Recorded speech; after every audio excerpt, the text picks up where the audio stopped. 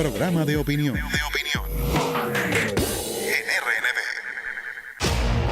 En el sistema RNB, la multiplataforma que recorre la patria. Mundo Conectado.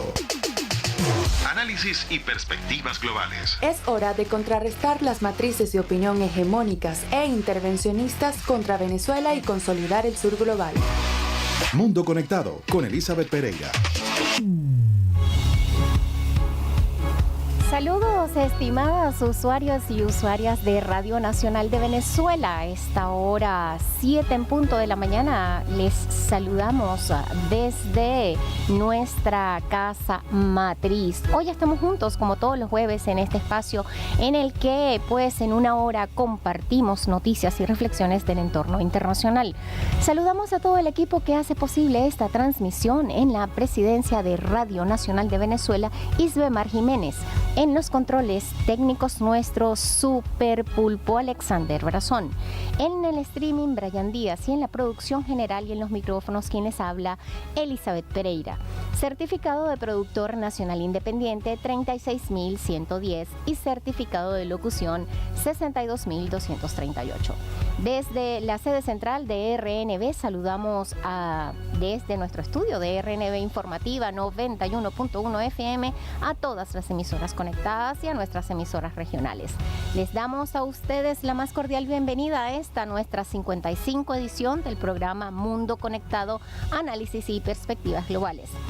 Recuerden, amigos, que este es su programa que les brinda un acercamiento diáfano, sencillo a los temas de relaciones internacionales y geopolítica, desafiando juntos las barreras del conocimiento y acercándonos a todos a la comprensión global. Hoy es 12 de marzo de 2026. Y nos vamos a nuestra sección Enfoque Geopolítico. Enfoque Geopolítico.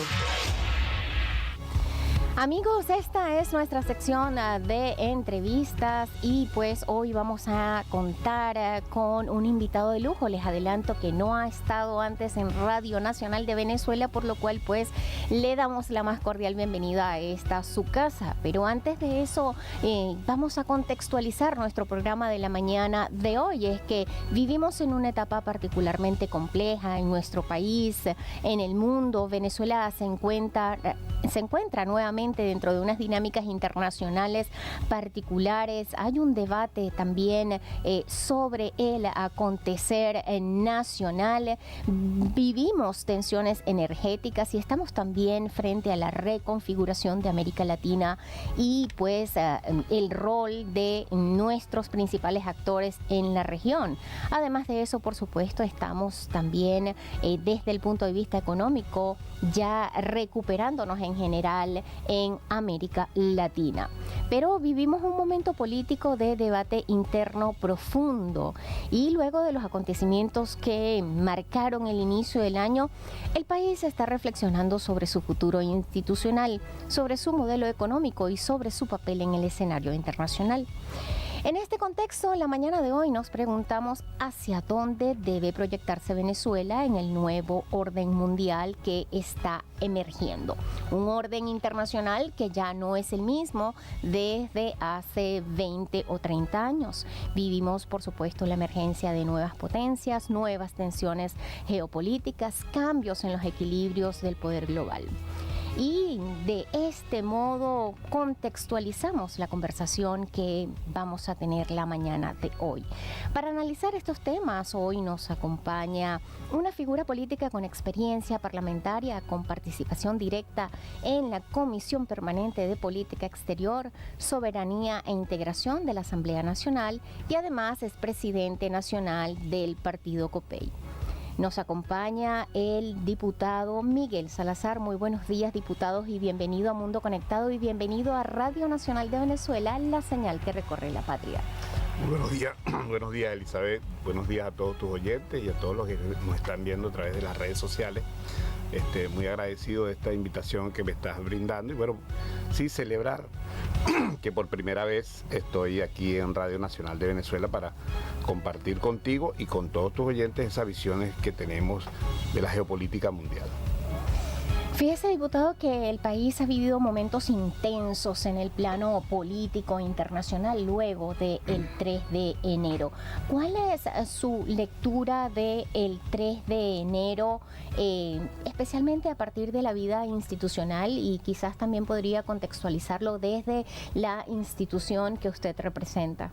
Bueno, primero hay que tener claro que el 3 de enero no comenzó el 3 de enero. El 3 de enero es un después del comienzo, del inicio del 2015, de las sanciones que le fueron impuestas a la nación por el presidente Barack Obama, en aquella oportunidad cuando fue declarada Venezuela como una amenaza. Entonces, ese proceso de 2015 hasta el 2026 es un proceso político que se ha venido dando, que se fue construyendo y cuyo desenlace fue precisamente el 3 de enero.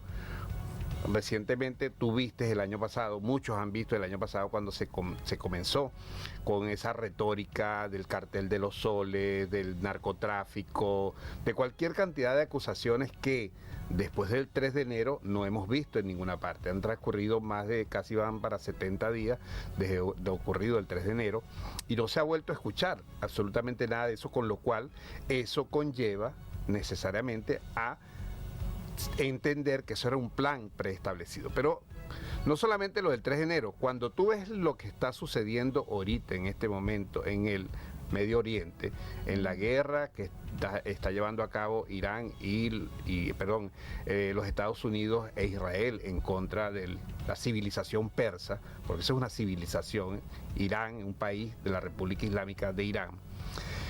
Cuando tú ves qué es lo que está pasando, es evidente que en el tablero político, esa era una jugada que ya venía en el ajedrez político para llegar a esa jugada de jaque, que es precisamente el jaque que le dieron a Irán. Debías mover unas piezas anteriormente.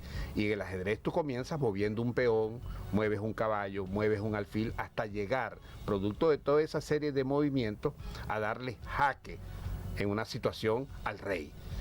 ¿Qué es lo que pasó? Bueno, en los Estados Unidos, visto que ya tenían su tablero ajedrecístico en la geopolítica mundial, visto que ya sabían que iban a hacer esa invasión, ese ataque, ellos precisaban tener la seguridad energética, y el único país que le brinda seguridad energética a ellos somos nosotros, la República de Venezuela. En ese sentido, ellos hicieron todo esto y armaron todo para poder tener el control que se requiere de toda la energía, todo el petróleo. El petróleo para los Estados Unidos es vital, es necesario, es fundamental. Lo requieren para mantener una población enorme, una población consumista, una sociedad consumista permanente, en donde los vaivenes de la venta de la gasolina afecta considerablemente cualquier estructura política y cualquier conducción política dentro de los Estados Unidos mismos. Si ellos no hubieran tenido el control de nuestras reservas, como en efecto las tienen en estos momentos, les hubiera sido difícil encarar una guerra en el Medio Oriente con la situación que se está presentando con la subida del barril de petróleo. Ahorita tienen un suministro confiable que está alejado prácticamente de todo tipo de conflicto, el cual ha blindado con ese escudo que recientemente, esa reunión que se sostuvieron en la Florida, de toda una serie de países, ese escudo de las Américas, blindado donde no hay conflicto, eliminaron el conflicto en la región, se montan con su escudo precisamente para trasladar la agresión hacia Irán. Eso es, cuando uno lo observa de esa manera, en frío, cuando ya tú lo ves y dices, bueno, ¿qué es lo que en realidad? Las consecuencias que se están viendo hoy son producto de todas las acciones que han venido tomando y que fueron programadas. Todo esto fue un plan previamente concebido para apoderarse precisamente de los recursos energéticos que le garanticen a ellos su estabilidad vital, producto del conflicto que se está generando en el Medio Oriente. Cuando tú revisas ese conflicto, los primeros que salen afectados prácticamente son los socios comerciales mayoritarios de Irán. ¿Quiénes son los socios mayoritarios? China y Rusia. Entonces, es una pelea enorme, porque por el estrecho de Hormuz, que es esa franja por donde sale el 20% del petróleo del mundo, ese petróleo va directamente a China y a Rusia. Ese alimenta inclusive a Europa. Entonces, el eliminarlo, como en efecto ahorita no hay tránsito por el estrecho de Hormuz, o hay muy poco tránsito por el estrecho de Hormuz, los precios del petróleo se han encarecido. Ya van casi más de $100 el barril de petróleo. Entonces, los Estados Unidos le permiten tener esa reserva aquí en su patio trasero, al mejor estilo de la independencia, al mejor estilo de toda esa serie de tratados que ellos se han montado, en los cuales, bueno, todo lo que es América Latina es la zona de influencia mía y yo tengo que protegerla porque ese es mi patio trasero, que es lo que llamaba mucha gente, los internacionalistas, la doctrina Monroe.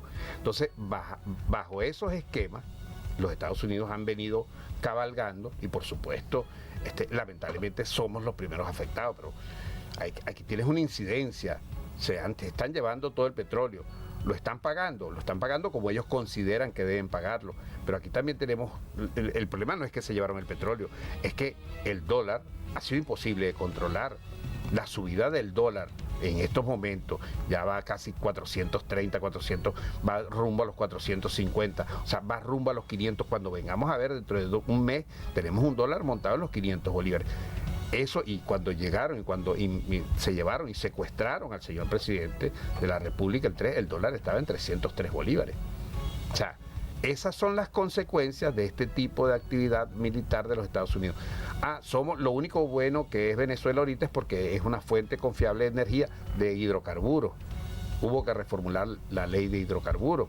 Ahora resulta que también necesitan el oro, necesitan las tierras raras que hay en este país tan rico. Ahora hay que reformar una ley de minas para adecuarla precisamente a las exigencias donde Venezuela salga beneficiada, pero al mismo tiempo con esa presión permanente que tenemos de los Estados Unidos, en donde nos están obligando a hacer una serie de concesiones, y nosotros, en este momento, nosotros te hablo de la familia venezolana. La familia venezolana no está sintiendo precisamente ese impacto en los cuales se anuncian que, bueno, ya tenemos 100 millones de barriles de petróleo, acaban de llegar 100 millones de dólares en oro, cualquier cantidad de expresiones grandilocuentes que en nada están beneficiados. Eso no se refleja abajo en la familia venezolana, donde hoy les cuesta mantener, hoy les cuesta llevar a sus muchachos al colegio, hoy les cuesta acceder a los servicios médicos, hoy les cuesta acceder a la alimentación. Y eso hay que verlo. ¿Qué estamos haciendo? Desde el punto de vista, inclusive, como organización política, hemos escuchado los anuncios de la presidenta de la República.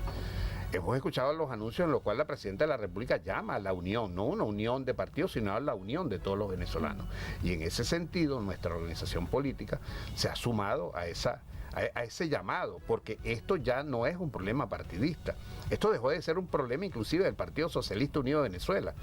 Tan problema dejó de ser que se acaba, a solicitud de la presidenta de la República, aprobar una ley de amnistía propuesta por ella misma, en donde no se requería inclusive, y eso lo tienen que saber los venezolanos, ni siquiera se requería los votos de los 29 diputados de la oposición para aprobar esa ley de amnistía. Aún así, el Partido Socialista Unido de Venezuela, entendiendo que no es el pasar la planadora, no es solamente su criterio, sino ese llamado a la concordia que está haciendo la presidenta de la República, en que todos debemos estar inmersos. En ese sentido se aprobó una ley unánime, en donde fuimos escuchados los que adversamos al gobierno, los que estamos en contra de las políticas del gobierno durante los últimos 27 años, fuimos escuchados y salió una ley aprobada por unanimidad. Y también pasó con la ley de hidrocarburos, se escucharon las observaciones, buscando esa concordia y haciendo propio ese llamamiento que está haciendo la señora presidenta de la Unión Nacional. O sea, aquí hay que deponer los ataques partidistas, que hay que deponer ese tipo de comportamiento entre dirigentes que se maltratan, que se dicen, que se odian. No, aquí hay que pensar única y exclusivamente cuando nosotros los políticos y las organizaciones políticas tengamos como norte, como fin fundamental, el beneficio de la sociedad. en esa medida nosotros tenemos que entender que con discusiones, con peleas, con pleitos, con no ponernos de acuerdo, con no ceder en tal o cual espacio, no vamos a lograr acercarnos. Y eso es fundamental en estos momentos. Por eso es que desde COPEI hemos llamado a ese proceso de reconciliación. Desde COPEI nosotros no abrogamos, no queremos, no deseamos más conflicto. Necesitamos que nos entendamos todos, necesitamos que los que adversamos en el gobierno, y te anuncio, COPEI ha decidido en su última reunión del Comité Nacional no seguirse llamando partido de oposición, porque el tema no es un concepto de oposición. COPEI ha decidido, y instamos a todas las organizaciones políticas a pasar a ser una alternativa, y pasar a ser una alternativa significa montar y estructurar todo un plan de gobierno que COPEI lo tiene. Tú revisas, y los amigos que nos están escuchando revisan el porlavenezuelaposible.com y se van a encontrar todo un plan de 12 lanzas en donde tenemos materia, hemos propuesto 12 temas fundamentales que deben llevarse adelante en el país para el desarrollo del mismo de una mejor manera. No hay forma sino haciendo aportes, y esos aportes en una oportunidad se lo hicimos llegar al señor presidente Nicolás Maduro en la campaña electoral, se los hemos hecho llegar a los diferentes sectores políticos del país, de manera que lo evalúen, porque es que esa es la única forma de nosotros poder acceder, o sea, ser verdaderamente una alternativa. Ser alternativa significa presentar proyectos, ser alternativa significa no solamente presentar proyectos, sino identificar los problemas, no quedarnos necesariamente en los problemas, sino hacerle planteamientos a la solución de esos problemas que tiene la sociedad, que tiene la comunidad. Y en ese plan de Por la Venezuela Posible están soluciones a los 12 temas, a todos los problemas que pudiese tener, o por lo menos un aporte de los problemas que pudiese tener, que tiene el país en estos momentos. Problemas en materia de vialidad, problemas en materia de infraestructura, de salud, de educación, de la mujer. Tenemos un plan bellísimo que es el Plan Mujer, tenemos un plan que es un plan especial para los jóvenes en materia económica, o sea, socioproductivo, todo un compendio en seguridad, en defensa de la nación. Tenemos una serie de aportes, porque eso es lo que queremos hacer desde COPEI, y eso es lo que estamos institucionalizando, no de ahorita, desde siempre, lo hemos venido haciendo. Recientemente también te informo COPEI, porque es parte del ejercicio de las organizaciones políticas que quieren ser alternativas, y ser alternativa tienes que estar organizado. Y nosotros en COPEI recientemente acabamos de salir de un proceso interno en donde validamos a todas nuestras autoridades municipales, que son la base social del partido. Es ese dirigente que vive en la calle, que vive en el municipio, que vive en la urbanización, que está en contacto permanente con los problemas que nos están alimentando a nosotros de problemas y de posibles soluciones, porque es que la misma sociedad se da soluciones a sus problemas. Y en ese sentido, nosotros acabamos de hacer unas elecciones en donde tenemos legitimada toda esa dirigencia a nivel municipal, que muy pocos partidos, salvo el Partido Socialista Unido de Venezuela, pero partidos que adversamos al gobierno, que queremos ser alternativa, el partido COPEI tiene legitimada toda su dirigencia a nivel de municipio. Pronto vamos a legitimar toda la dirigencia a nivel de cada estado del país. Y en ese sentido, ir construyendo, tener partidos organizados que nos permitan identificar problemas, que nos permitan inclusive presentar soluciones a esos problemas, y ese es el ejercicio que COPEI lo viene haciendo a lo largo de todo este tiempo, lo ha venido haciendo. COPEI hoy por hoy se transforma en una alternativa, y esa va a ser nuestra lucha durante todo este tiempo. Alternativa con la presencia, con presentar soluciones a los problemas que tiene el país. Fíjese, diputado, bueno, acá nosotros saludamos la postura de COPEI para esa integración, como lo ha hecho tradicionalmente a lo largo de su historia a la vida nacional, a la convivencia pacífica, al respeto de los otros actores, al respeto de las leyes en general. Creo que tenemos que consultarle sobre el conflicto como forma de hacer política en nuestro país. ¿Usted considera que, visto el panorama actual nacional y también tomando en cuenta el hecho que se haya retomado las relaciones diplomáticas y consulares con los Estados Unidos, y eso fue el 5 de marzo, y que el 11, es decir, el día de ayer, logramos ver el reconocimiento por parte de los Estados Unidos de las autoridades venezolanas, estemos entretejiendo entre lo nacional y lo internacional la superación del conflicto como forma de hacer política en nuestro país? Mira, sí lo estamos superando el conflicto. Lamentablemente los Estados Unidos, la manera de hacer diplomacia es a través de la fuerza, porque esa es una forma. Mira cómo atacaron a este país el 3 de enero, se llevaron a un presidente, la comunidad internacional no dijo absolutamente nada. Hoy esos mismos 12 presidentes que recientemente acabamos de ver reunidos con el secretario de Estado Marco Rubio se reúnen formando un escudo del Atlántico, y ninguno de esos gobiernos se pronunció abiertamente, o sea, condenó, porque eso es un atentado contra el derecho internacional. Eso hay que dejarlo claro. Pero tú no ves a esos 12 presidentes, ni ves al señor Marco Rubio, ¿ok? Llamando a esos 12 presidentes haciendo un escudo contra la pobreza.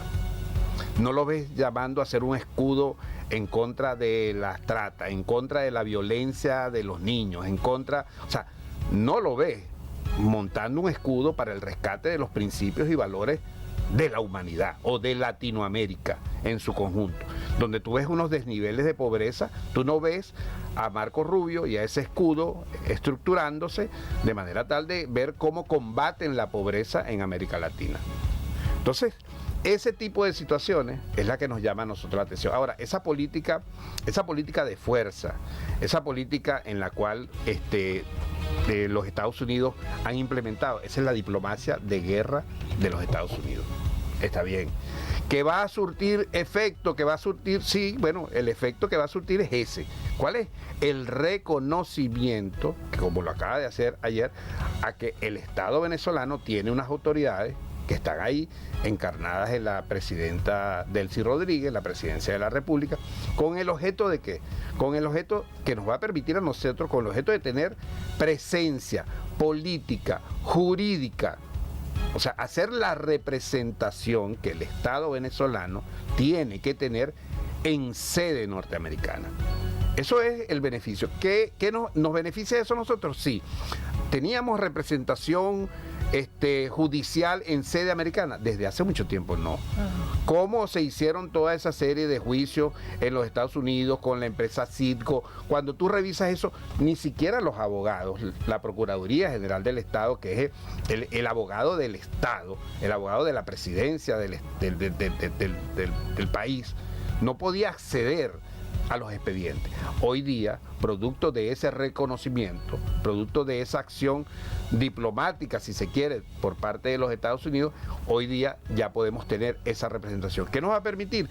Bueno, que los abogados acudan, resuelvan los conflictos que existen, resuelvan los problemas permanentes que hay entre empresas del Estado. Ese es el beneficio que podemos tener. Recientemente, ahorita está llegando medicina que está comprando Venezuela a los Estados Unidos. ¿Podíamos comprar antes medicina? Nosotros lo vivimos. Esto no es una cosa que yo lo cuente, es que lo vivieron. En los tiempos del COVID, aquí no se podía traer ningún tipo de vacuna de los Estados Unidos. ¿Por qué? Porque existían unas sanciones que impedían ese tipo de comercio, nos impedían a nosotros comprar y le impedían a nosotros, bueno, no nos impedían comprar, le impedían a las empresas americanas vendernos a nosotros, porque había una sanción y la empresa que lo hiciera podía ser sancionada, y entonces gran cantidad del comercio estadounidense dejó de hacer negocio con el comercio venezolano producto de esas sanciones que permanentemente estuvieron ahí. Hoy día ya eso evidentemente no existe, faltan muchísimas sanciones. Yo creo que hay un laboratorio, un observatorio de sanciones que creo que debe ir, así como informaba. Y esto es un exhorto que les puedo hacer yo a ese observatorio nacional de sanciones, así como informaban permanentemente, van 600 sanciones, 700, 800, 952, así yo creo que es necesario empezar a desmontar. Bueno, se han desmontado 5 sanciones, se han desmontado 10 sanciones, ahora se han desmontado 20, de manera de empezar a correr el reloj hacia atrás para que la gente vea y se dé cuenta, que diga, bueno, oye, todo está fluyendo, pero es porque ya han quitado 50 sanciones. Todo está caminando porque han recogido. La gente que va a terminar concluyendo, el problema eran las sanciones. Evidentemente, el problema eran las sanciones. O sea, no era todo el problema, era una parte del problema, porque aquí hay que ser responsable, que también, y eso es bueno decirlo, aquí se malbarató mucho dinero, aquí se malgastó mucho dinero, aquí hubieron actos de corrupción que todavía están presentes, y eso no es mentira, no es que lo dije yo o lo estoy diciendo yo, eso lo dijo el señor presidente Nicolás Maduro, eso lo dijo el antiguo fiscal de la República, lo dijo el señor presidente de la Asamblea Nacional. Aquí han habido corruptos, inclusive del mismo partido de gobierno, que lamentablemente maltrataron la economía nacional con ese tipo de comportamiento. Entonces teníamos 2 elementos, teníamos las sanciones y aparte también teníamos un sistema de funcionarios que utilizando sus cargos se beneficiaron del Estado. Te podrás imaginar qué le queda a la madre venezolana, al padre venezolano, a la familia venezolana cuando tienes esas sanciones. Y entonces no solamente tienes las sanciones, tienes los actos de corrupción, y no solamente tienes los actos de corrupción, también tienes un gobierno que también lo hemos solicitado recientemente, desde que comenzó el año, hemos solicitado la eliminación del impuesto a las grandes transacciones financieras. Es necesario eliminar, porque el que termina, no puede ser posible que el que vaya a comprar una medicina, una aspirina, cualquier cantidad de medicinas que necesite para la atención y tenga unos dolaritos, tenga que pagar el impuesto a las grandes transacciones financieras por la compra de una medicina. No puede ser posible que tú vayas a cualquier supermercado y te encuentres con eso. Entonces, nosotros instamos, y yo creo que sí se puede. Es una razón que necesariamente tiene que manejar el gobierno nacional, y son recomendaciones que hacemos. Por supuesto que eso lo tiene que resolver el mismo Poder Ejecutivo. Nosotros hacemos como organización política recomendaciones, no es que vamos a exigir, no, yo recomiendo, porque no lo evalúa su equipo económico, reduzcan el IVA, hagan esto. Esas cosas es el ejercicio que nosotros como organización con fines políticos hacemos permanentemente. Bueno, amigos, están escuchando ustedes a Miguel Salazar. Estamos hablando la mañana de hoy sobre el tablero internacional de Venezuela. Y pues vamos a hacer nuestra pausa, y al regreso vamos a seguir conversando sobre estos temas. Vamos a hablar sobre el encuentro presidencial de nuestra mandataria nacional con el presidente Petro, y también vamos a hablar de la ExxonMobil. Vamos a la pausa.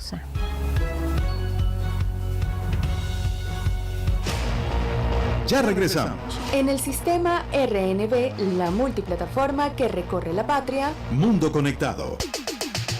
Análisis y perspectivas globales. Mundo Conectado con Elizabeth Pereira. RNB. La señal que recorre la patria.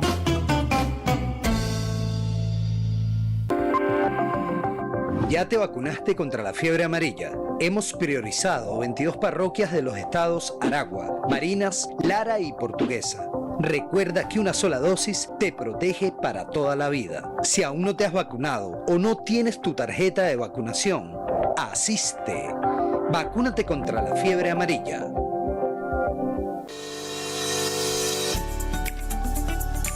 El impuesto sobre la renta es la base de nuestra soberanía económica.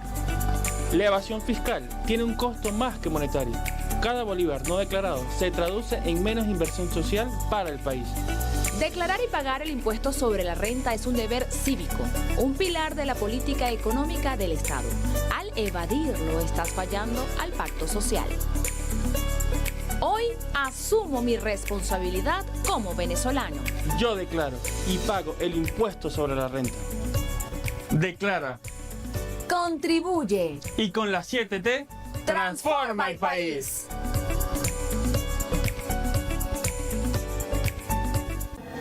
RNB Publicidad. Publicidad. Lo que estabas esperando llegó al BDB. Si pagas el impuesto sobre la renta desde la BDB App, el pago te podría salir gratis. Con Paga y Pégala del Banco de Venezuela podrías recibir el reintegro total del monto pagado. Paga y Pégala hoy mismo con el banco número 1 del país. Banco de Venezuela, porque el mayor valor eres tú. Una jugada lo cambia todo cuando la suenas de hit. Así resuelves con tu BDB App, donde cada movimiento es un batazo para que la saques del estadio. Apoyamos al país que juega con respaldo, porque en Venezuela siempre jugamos para ganar. BDB App es tu home run de soluciones. Banco de Venezuela, el mayor valor eres tú. Son las 7:31. Hemos querido hacer un acto de graduación de nuestros médicos integrales comunitarios. Estamos graduando 1.660 médicos integrales comunitarios que se incorporan al sistema público de salud de manera inmediata. Y quiero resaltar que actualmente están cursando estudios de medicina en la Universidad Hugo Chávez Frías de Ciencias de la Salud, 41.531 estudiantes de pregrado y 4.618 estudiantes de posgrado. ¿Cómo se forman nuestros médicos, nuestras médicas? E inmediatamente se integran al sistema público de salud. Y en Venezuela, el derecho a la salud gratuita, que es el sistema público de salud, y también como nosotros engranamos y coordinamos con el sistema privado de salud.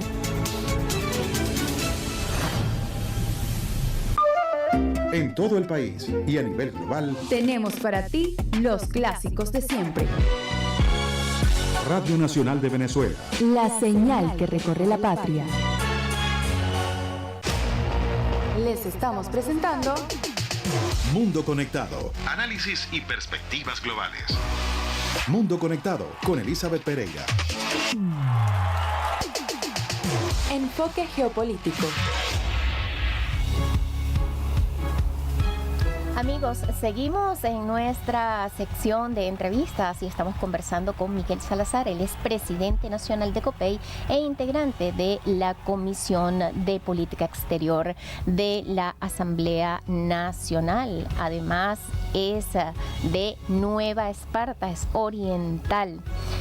Amigos, en el bloque anterior introdujimos dos temas importantes de la política exterior de nuestro país y ambos tienen que ver con nuestras fronteras. En primer lugar, está previsto, un encuentro entre la primera mandataria nacional y el presidente Petro que se va a celebrar el día de mañana.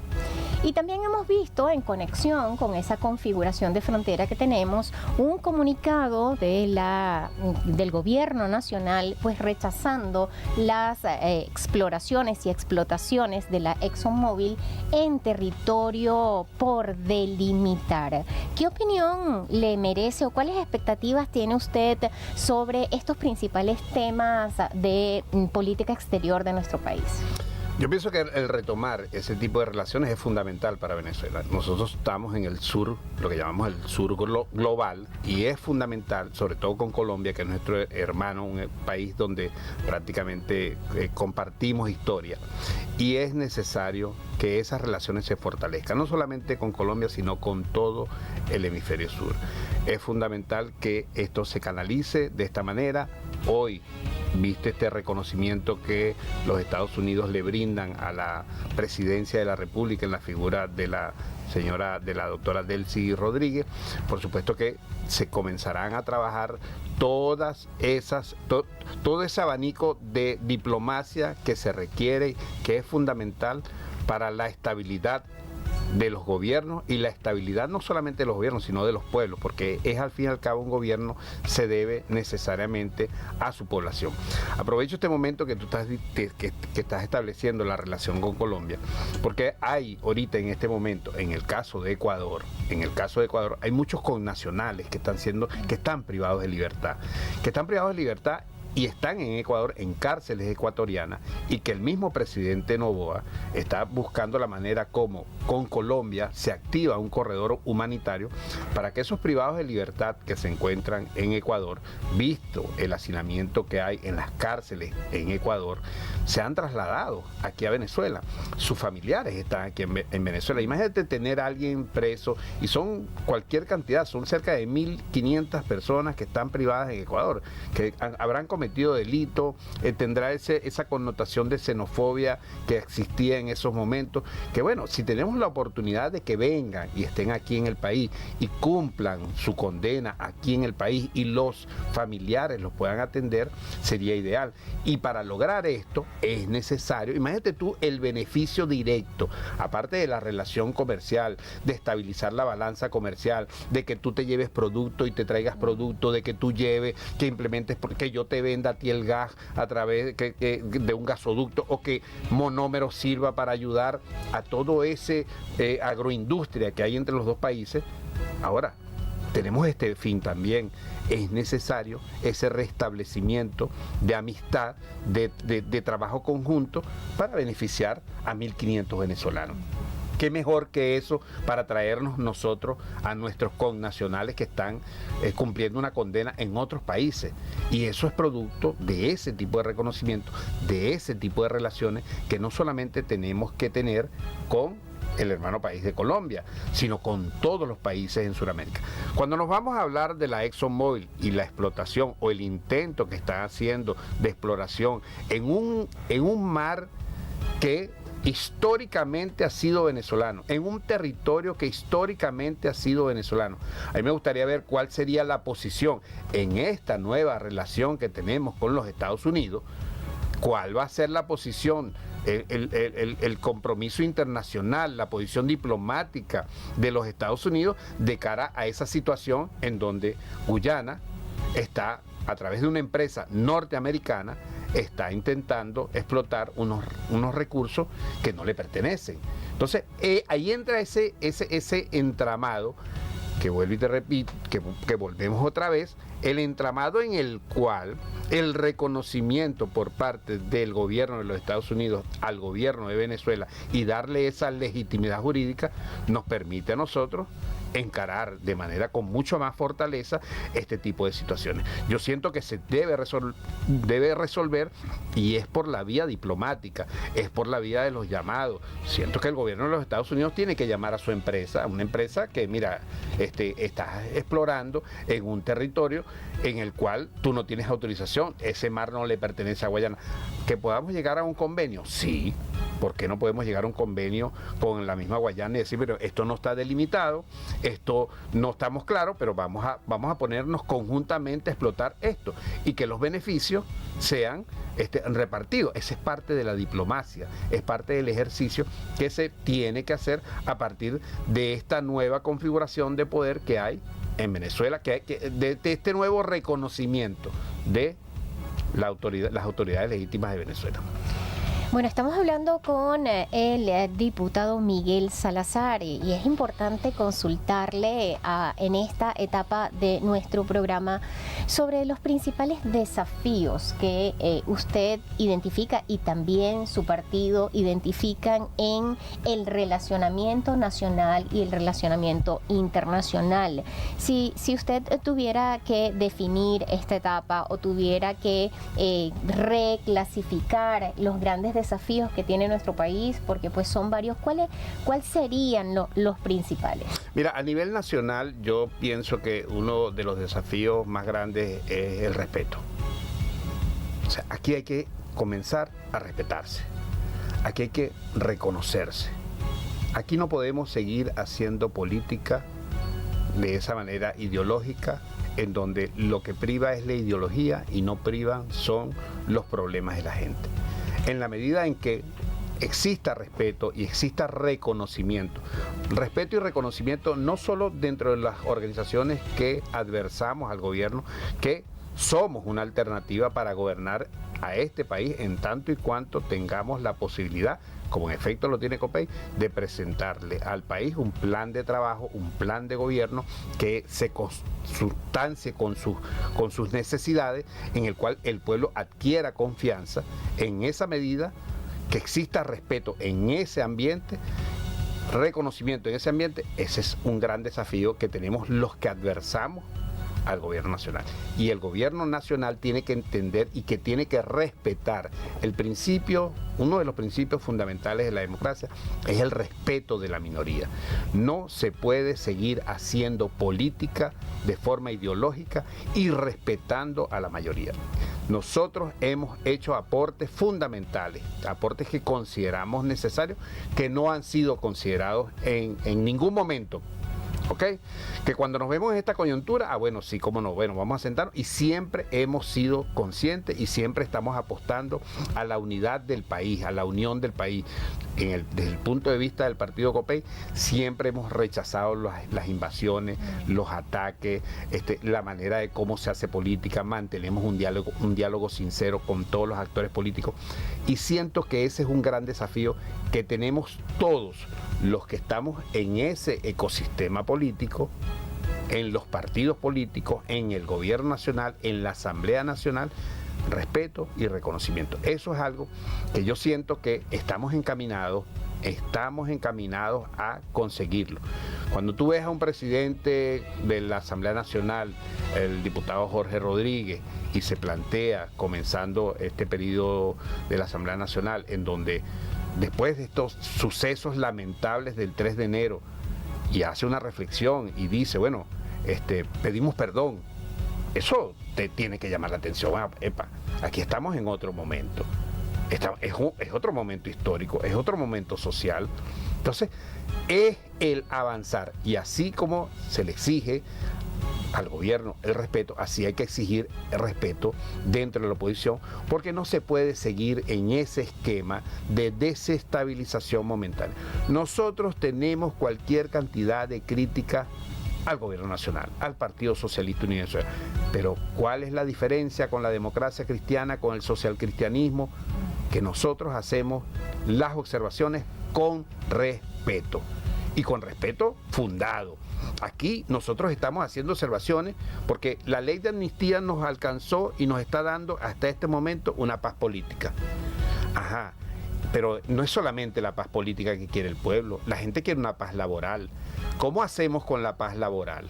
La paz laboral significa el diálogo tripartito, la paz laboral significa mejores salarios. Entonces es necesario hacer planteamientos en esa materia.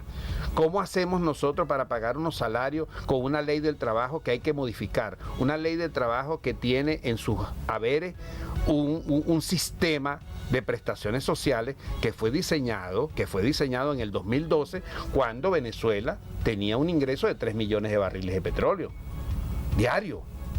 Ahora, ¿cómo hacemos en estos momentos cuando llegamos al 1 millón de barriles de petróleo diario? Es una realidad social totalmente diferente, es una realidad económica, es una realidad petrolera diferente. ¿Cómo hacemos para que la misma sociedad entienda, el trabajador entienda que las cosas tienen que cambiar? Y por supuesto, no es eliminar las prestaciones sociales, es buscar mecanismos que nos permitan consustanciarnos y ver cómo hacemos. ¿Qué estamos proponiendo nosotros? Con respeto, porque aquí hay que resolver el problema, la paz jurídica del país. Para nadie es un secreto que la gran mayoría, por no colocarle porcentaje, de los jueces están designados. No son jueces de concurso, no son jueces que se les puede garantizar su independencia dentro del Poder Judicial, porque tomar una decisión significa que sean sacados, que no sean considerados, que no sean promovidos, y eso está pasando. Recientemente la presidenta le comisionó al diputado, al ministro Diosdado Cabello, la revolución judicial. Necesitamos comenzar. Ahora, esas son observaciones que hacemos nosotros con respeto, así como hemos hecho las observaciones del impuesto a las grandes transacciones financieras, que lo eliminen. Hemos hecho las observaciones de que, mire, el 14% del IVA, si usted lo baja un poco, de repente a lo mejor la gente contribuye más y tiene una base más de colaboradores. La ley del seguro social. O sea, hay que buscar la manera como ese trabajador informal aporte al seguro social, porque al tiempo, ¿qué es lo que está cobrando un pensionado y un jubilado? Esas son observaciones que se hacen con respeto. No se pueden agarrar esas observaciones o esos padecimientos de la sociedad y transformarlos en banderas políticas. No, y eso es parte del ejercicio del respeto y el reconocimiento como elemento fundamental que esta sociedad política debe entender para que eso permee hacia abajo. El respeto de las instituciones, el respeto, el Tribunal Supremo de Justicia tiene que respetar. Hay decisiones del Tribunal Supremo de Justicia que yo las respeto, no las comparto. Está bien, pero tenemos que empezar a ver cómo nos dotamos precisamente de funcionarios idóneos que privilegien la Constitución y no privilegien un estamento político. Ahorita vamos a nombrar en la Asamblea Nacional, con el favor de Dios, después de un excelente trabajo que viene haciendo el Comité de Postulaciones en materia para la selección del fiscal, para la selección del defensor del pueblo. Allá hay un sinnúmero de profesionales de alto calibre, bien formados, con unos currículos, uno mejor que el otro. Yo les voy a decir una cosa, es una tarea difícil para el diputado Alessandrello y el equipo que los está acompañando en este momento. El calificar, porque de verdad que lo que hemos visto en las redes y lo que tenemos conocimiento de los que se han postulado han sido perfiles con un alto perfil. La vara la están colocando muy alta. Ahora, es responsable la Asamblea Nacional de tomar la decisión. ¿Cómo va a tomar esa decisión? ¿Cuáles son los elementos que considera la Asamblea Nacional en su conjunto? Que la Asamblea Nacional en su conjunto, todos los que nos están viendo y nos están escuchando, más de las 2/3 partes pertenecen al Partido Socialista Unido de Venezuela. Esto, seguro estoy, que lo van a trabajar así como han trabajado la ley de amnistía, la ley de hidrocarburos, como están comenzando a trabajar la ley de minas, buscar la manera como esos 29 diputados aportan algo o se les considera, o que el fiscal y el defensor del pueblo que sean seleccionados sean unos profesionales que gocen de la confianza de toda Venezuela. Eso es lo que debe procurar la Asamblea Nacional.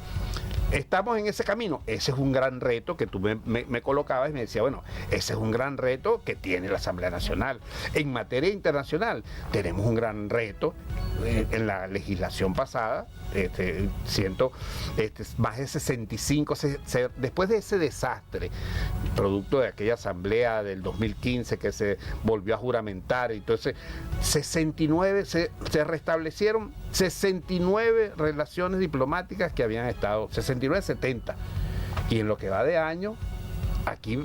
Ayer estuvimos en la oportunidad de evaluar las credenciales de Rubén Darío Molina, que va de embajador, un excelente profesional de la Cancillería, un hombre de carrera diplomática, que va a Nicaragua, un destino bien delicado, sobre todo por la situación geopolítica que estamos ahorita en este momento.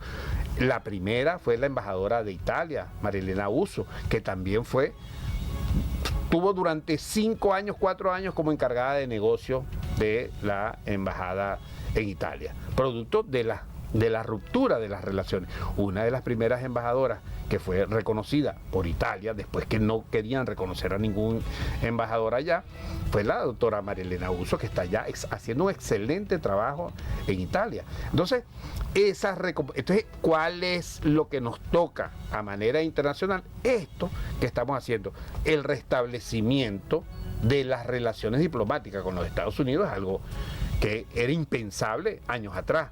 Hoy por hoy es fundamental el ver cómo nos insertamos en todos los organismos internacionales. Ese es algo que tenemos que caminar, ver cómo funciona, pues nosotros estamos fuera de la OEA y fuera de muchos organismos. ¿Es viable ingresar? Yo siento que sí, porque esos son espacios que nunca se debieron haber dejado. Es mi particular opinión. Ahora, hay que tener claro, una de las atribuciones en materia de política internacional recae directamente, constitucionalmente en la presidencia, pero nosotros hacemos la recomendación, y me voy hacia atrás, con respeto. con respeto, porque esa es parte del ejercicio en la política. En la política en donde cuando se prescribe el respeto de manera permanente, cuando te diriges a alguien, cuando hablas con alguien, de la manera como lo tratas, esa es parte. Ahora, la democracia cristiana, su esencia, ¿de dónde nacemos nosotros? Nacemos de los tiempos de León XIII, cuando promulgaron la Rerum Novarum de la doctrina social de la Iglesia. Nacemos. O sea, nuestra esencia es esa esencia, una esencia que viene de eso, de la preferencia por los pobres, del bien común, del buen trato, del diálogo.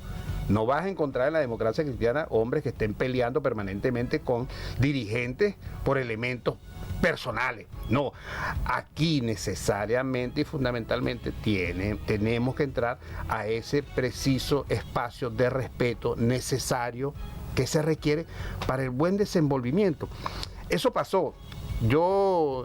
Pudiéramos criticar lo que es la Cuarta República, la mal llamada Cuarta República, pero había mucho respeto, independientemente que habían enfrentamientos encarnizados en la materia pública, en la materia de conducción del país, pero había respeto. Y eso es necesario que lo rescatemos. Como habían aquí, muchos conocen Caracas Magallanes. ¿Cuántos no conocen ese tipo de adversidades?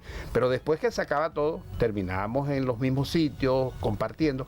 Y yo creo que hacia allá tenemos que transitar. Y eso es uno de los grandes desafíos que tiene Venezuela para los próximos años, tanto nacional como internacionalmente. Fíjese, diputado, sí, suscribimos por completo la intención y la intencionalidad de que esos son partes de los desafíos y que juntos la nueva etapa nos conmina, nos invita a que trabajemos para ello y también por eso este espacio, por eso la apertura también para que nos escuchemos, para que nos respetemos, para que nos reconozcamos y también saludamos y valoramos mucho el carácter propositivo de su intervención la mañana de hoy con nosotros en Radio Nacional de Venezuela.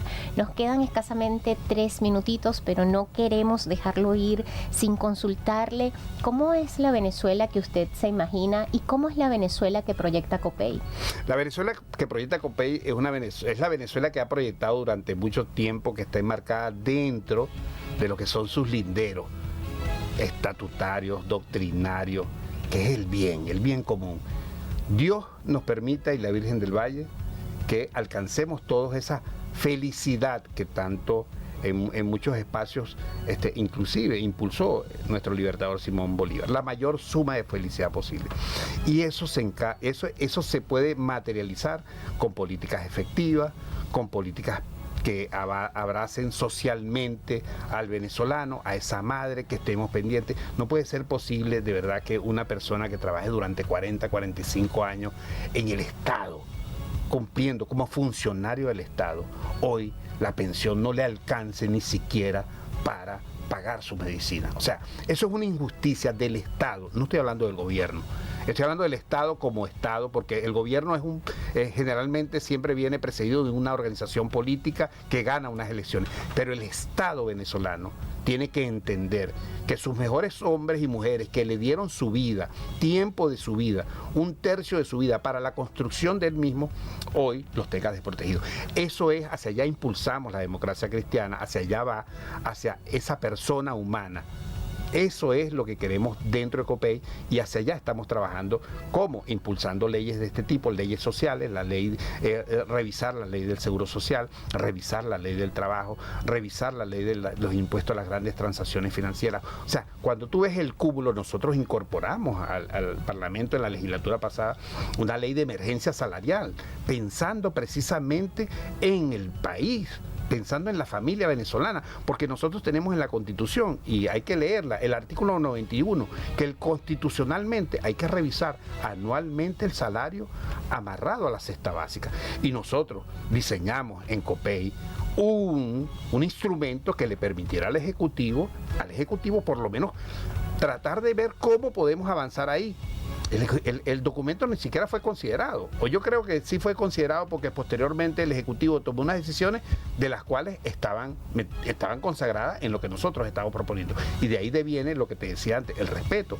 Escucha al que te está proponiendo algo, y nosotros vamos a llevar estas propuestas, las vamos a hacer oficialmente y al mismo tiempo las vamos a hacer de manera informal. Aquí hay unas propuestas, vamos a tratar de ver cómo considéralas, tómalas en cuenta, de manera de poder ayudar a la familia venezolana a que tengamos un mejor país. El bien común es lo fundamental en la democracia cristiana venezolana. Bueno, queremos agradecerle mucho que haya venido la mañana de hoy a los estudios de RNB Informativa. Su primera vez con nosotros, el diputado Miguel Salazar.